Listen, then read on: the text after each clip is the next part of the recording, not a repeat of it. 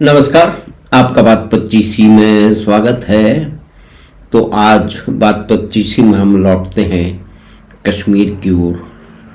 और कश्मीर में यह कि पूरे देश में तो देखिए मंदिरों का विध्वंस हुआ है। किन लोगों ने किया हम जानते हैं। तो मार्तंड जो सूर्य टेम्पल है, जो मार्तंड का अर्थ भी सूर्य है, जो कि 8वीं सदी के आसपास में बनाया गया था ललित आदित्य मुक्त पीड़ा द्वारा। उसको 15वीं शताब्दी के आसपास में सिकंदर बुत शिकन का मतलब जो मूर्ति भंजक, यानी कि जो मूर्तियों को तोड़ने वाला। इसकी तो बड़ी एक लंबी चौड़ी जो है वो कहानी है, इतिहास है। यानी कि इस पर तो बहुत कुछ लिखा गया है कि किस तरह से मूर्तियां तोड़ी जानी चाहिए। बुत शिकन। और कश्मीर के बारे में जब बात होती है तो सूफी परंपरा का, सूफी जो सेंट हैं, दरवेश हैं, सूफी लोगों की बड़ी बातचीत होती है।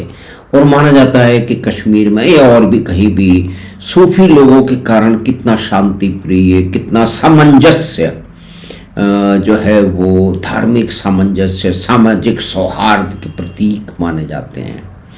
लेकिन इसमें कई भी काले रहस्य छुपे हुए हैं। तो जो ये मार्तंड जो सूर्य मंदिर है, इसका विध्वंस जो सिकंदर बुत शिकन ने, यानी कि मूर्ति भंजक ने किया, तो वो एक सूफी संत मीर मोहम्मद हमदानी के कहने पे किया।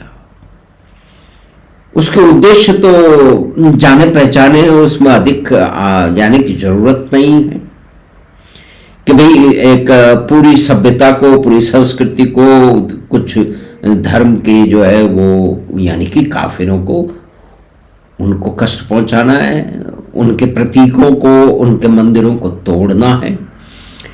तो ये एक वास्तविकता है, ये ऐतिहासिक वास्तविकता है। इसको हम जाने, कम से कम सूर्य मंदिर के जो है वो मार्तंड जो मंदिर है उसके परिप्रेक्ष्य में भी जाने।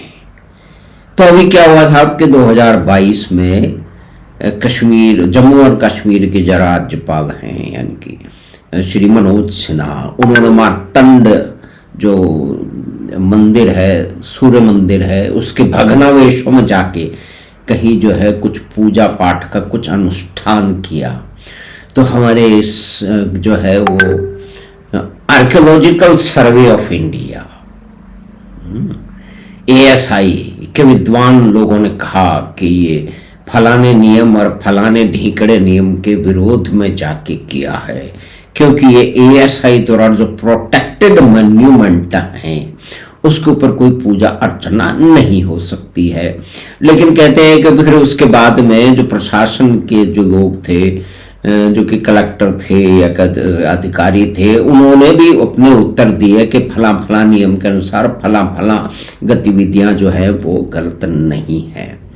लेकिन एक और बात हुई है, एक फिल्म आई थी हैदर, उसको एक बहुत ही तथाकथित प्रतिभाशाली तो है, देखिए विशाल भारद्वाज, संगीतज्ञ से शेक्सपियर के एक्सपर्ट बने हुए, उनके नाटकों को का फिल्मीकरण करके प्रसिद्ध हुए फिल्म निर्देशक विशाल भारद्वाज, जो कि बेसिकली संगीतकार हैं, है ना। वो अपने आप को समाजवादी मानते हैं कि मैं तो सोशलिस्ट हूँ। एक करीब वामपंथी जो है वो चैनल है, उस पर वो आए थे, उस पर उन्होंने वहाँ काफ़ी भौकाल किया था और उन्होंने बताया था कि मुझे कश्मीर के बारे में बड़ी गंभीर जिज्ञासा थी कि कश्मीर में क्या हो रहा है, क्यों हो रहा है, कैसे हो रहा है।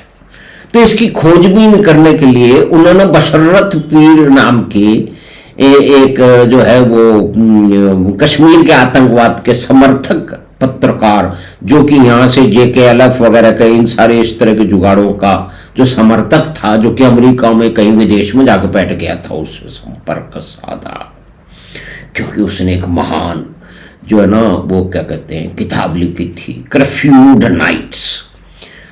तो एक आतंकवादी समर्थक से कहानी लिखवाई। ये बेसिकली देखिए समाजवादी और वामपंथी करीब करीब चाचा भतीजे के भाई बंद या कजन ब्रदर्स हैं।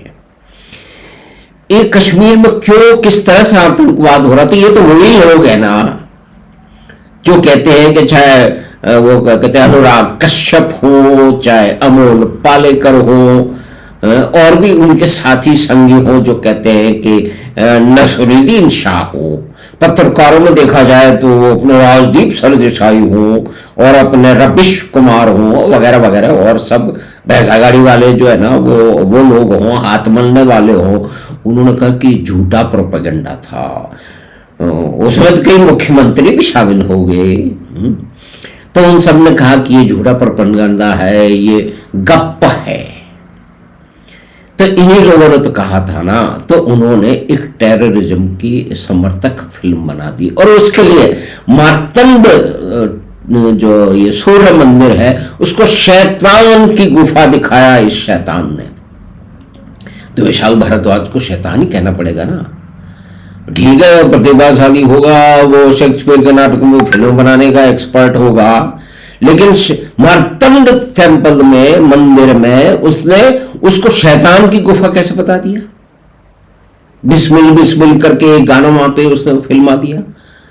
उसने बताया कि ये है, तब आर्कियोलॉजिकल सर्वे ऑफ इंडिया कहाँ गया था।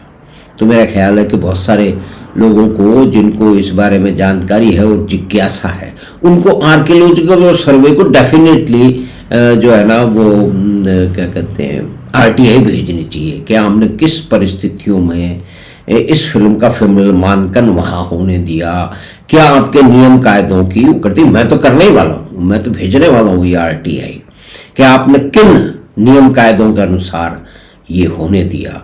यानी कि एक मंदिर को, एक प्रोटेक्टेड मॉन्यूमेंट को, जिसको आपने भग्नावेश अवस्था में ही रखना है बहुत सारे कारणों के कारण, उसमें जो है वो आर्कियोलॉजिकल सर्वे ऑफ इंडिया के अफसरों की क्या ट्रेनिंग है, क्या मनस्थिति है, उसका तो मतलब नहीं है, लेकिन उसके उनके ऊपर भी बहुत सारे जो हैं वो प्रभाव हैं, उनके पास बहुत सारे दबाव हैं, उन्होंने रखा होगा। तो ये तो एक इतिहास की बात हो गई। तो उनसे जरूर पूछा जाना चाहिए कि महाशय, हे महाशय, हे आर्कियोलॉजिकल सर्वे ऑफ इंडिया के अधिकारी हों, आप ये बताएं कि आपने मार्तंड मंदिर को क्यों शैतान की गुफा के रूप में प्रस्तुत करने दिया। उस विशाल भारद्वाज ने आपको क्या लिखा था कि किस लिए उसको मार्तंड जो है वो मंदिर में, सूर्य मंदिर में शूटिंग करनी है, क्या वो दिखाना चाहता है। उसने तो कल लिखा होगा कि एक गाना फिल्माना चाहता हूं। और आपने फिल्मों के लोगों का तो बड़ा प्रभाव होता है ना, और उसमें तो जो है वो क्या कहते हैं बड़े बड़े जाने माने अभिनेता थे उसमें तो उनके से मिलने की सबको जो उत्सुकता रहती है, आवश्यकता रहती है ना। पूरा घर कुनबा फिल्मों वालों के साथ में फोटोएं खिंचाता है, डिनर और जो है वो ब्रेकफास्ट भी होते हैं, और भी कुछ होता होगा। तो उनसे ये पूछा जाना चाहिए। यानी कि राज्यपाल वहां पे पूजा पाठ कर रहे हैं और कहते हैं कि उसको पुनः निर्माण होने की कोई योजना है, लेकिन उसमें सरकार आगे नहीं बढ़ रही है। हम ये मानते हैं कि 370 जिस तरह से हटा दिया गया और जिस तरह से जो है वो कश्मीर की समस्याओं का समाधान किया गया, वहाँ पे इन्वेस्टमेंट आ रहा है, उसमें बहुत सारी गतिविधियां हो रही हैं, तो कम से कम मार्तंड सूर्य मंदिर का भी पुनः स्थापन किसी भी रूप में होगा। हमने ये सुना है कि वहाँ के इंटेलेक्चुअल्स का मतलब क्या है, बुद्धिजीवी का मतलब क्या है, यानी कि वामपंथी, वो तो विरोध करेंगे। देखो उन्होंने तो 370 हटाने का भी विरोध किया है, उन्होंने राम मंदिर का भी विरोध किया है, उन्होंने तो मोबाइल फोन का भी विरोध किया। भाई उन्होंने किस चीज का विरोध नहीं किया? उन्होंने जो है ना इकोनॉमी के खुलने का विरोध किया है। तो ये विरोध धार्मिक जो लोग हैं या क्या जो आंदोलन जीवी या विरोध जीवी हैं, इनकी बात से क्या फर्क पड़ता है। लेकिन ये एक महत्वपूर्ण बात है, इस पे सभी को ध्यान देना चाहिए और निश्चय ही आर्कियोलॉजिकल सर्वे ऑफ इंडिया को इन प्रश्नों के उत्तर देने पड़ेंगे कि विशाल भारद्वाज को किस तरह से, किस लिए दिया गया और उसके लिए किन कारणों के लिए दिया गया, क्या फिर बाद में जांच हुई कि जो उसने फिल्म में दर्शाया क्या वो नियम कायदों के अनुसार सही था, जो उन्होंने प्रार्थना पत्र लगाया था उसके हिसाब से सही था। तो हमें आशा है कि ये बातचीत आपको पसंद आई होगी। तो आप चैनल बात 25 को सब्सक्राइब करें और लिंक अपने मित्रों और परिवार के साथ साझा करें। हम आपसे फिर मिलेंगे बात 25 की अगली बात में। धन्यवाद, नमस्कार।